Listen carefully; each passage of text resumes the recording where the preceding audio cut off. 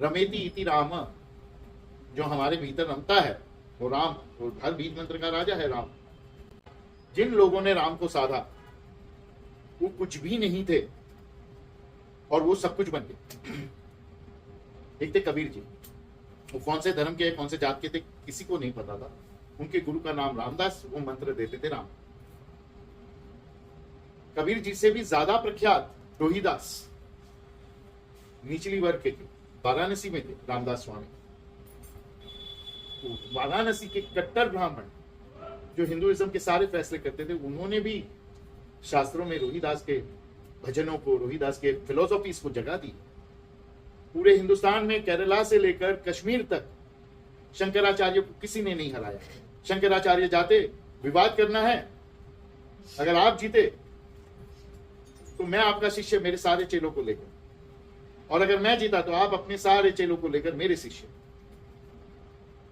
फिर वो पद्मपदम हो नर्मदा के तट पे गुजरात के, या फिर वो वाराणसी के मंडल मिश्र हो, या कोई भी हो, उन्होंने सबको हरा दिया। किसको नहीं हरा पाए? कबीर जी को। क्यों? कबीर जी के पास, रोहिदास के पास मंत्र था राम, और राम मंत्र के साथ साथ गुरु भक्ति होनी जरूरी है। वो उसका एक वैज्ञानिक कारण अलग है। पर जिन जिन लोगों ने राम मंत्र को साधा, एक हनुमान जी जो आदि मानव थे, वो आज भी हम उनकी पूजा करते हैं, शिव के अवतार माने जाते हैं। शंकराचार्य ने खबर पहुंचाई कि मैं आ रहा हूं विवाद करने, रामदास स्वामी को, जिनका सिख धर्म में भी उल्लेख है। सिख धर्म के जो ग्रंथ साहब है उसमें भी रामदास स्वामी, रोहिदास, कबीर जी सबके दोहे और ज्ञान लिखा हुआ है। तो रामदास स्वामी ने कहा ये तो हरा देगा और सारे शिष्यों को ले जाएगा, तो वो चले गए हरिद्वार, भाग गए वाराणसी से। रामदास स्वामी के आश्रम में शंकराचार्य की लाठी और कमंडल पड़ा हुआ है, प्रूफ के रूप में कि शंकराचार्य से छीन लिया गया।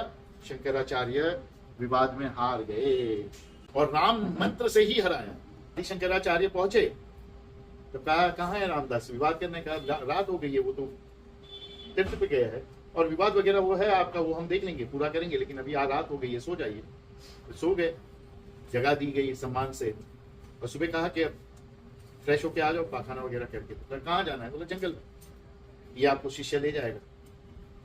वो लेकर गए और शंकराचार्य पाखाना करने बैठे थे, सामने से कबीर जी आगे, कहा स्वामी जी राम राम। तो वो पाखाना कर रहे, तो उन्होंने इस तरफ देख लिया, तो वहां गए कबीर जी, कहा राम राम। तो उन्होंने इस तरफ देख लिया, तो यहाँ गए, बोला राम राम। तो उन्होंने सीधा देख लिया, और फिर आए शंकराचार्य और आकर बहुत बिगड़े कि ये क्या बदतमीजी है, आपको इतनी, और तुम्हारे गुरु इसीलिए भाग गए कि तुम्हारे में ऐसे संस्कार है, ऐसे लक्षण है, तो तुम्हारे गुरु भी ऐसे ही होंगे तुम्हारे जैसे। क्या हुआ क्या, वो तो बताओ। आपको इतनी अकल नहीं है, कोई पाखाना कर रहा है उसको राम राम कह रहे हो, क्योंकि राम राम का तो जवाब राम राम से ही देना होता है। नहीं, हमको इतनी अकल नहीं है, क्यों नहीं कहते राम राम पाखाना करते हुए? तो मंत्र अशुद्ध हो जाता है। अच्छा, मंत्र अशुद्ध हो जाता है, ओहो ठीक है, तो आप अशुद्ध हो गए, आप क्यों आए? आप जाओ, हमको छुओ मत, आप अशुद्ध है, आप पाखाना करके आए। तो कहा पर मैं तो नहा के आया ना, धो के आया। कहाँ धोया, कहाँ नहाया? गंगा जी में। अरे बाप रे, आपने तो सनातन हिंदू धर्म का नाश कर दिया। तो वो कैसे? आपने गंगा नदी को अपवित्र कर दिया, अशुद्ध कर दिया। अरे पर वो तो पवन से, पवन को पावन कहते हैं ना, तो जब पवन उसको छूता है तब कहते हैं हमारे वेद कि बहता नदी, बहता पानी और फिरता सन्यासी कभी अशुद्ध नहीं होते, क्योंकि वो बह रहा है, क्योंकि उसको पवन छू रहा है, उसको आगे बढ़ा रहा है, इसके लिए पानी अशुद्ध नहीं है। ओहो, पर तो फिर आपने पवन को अशुद्ध कर लिया। अब सिर्फ हिंदू धर्म नहीं, पूरे पृथ्वी को आपने अशुद्ध किया, क्योंकि वही पवन से हम सब सांस लेते हैं। आपने तो हम सबको अपवित्र कर दिया स्वामी जी, ऐसा पाप आपने क्यों किया? तो पवन तो यज्ञ से शुद्ध होता है। अरे, तो आपने यज्ञ को अशुद्ध कर दिया।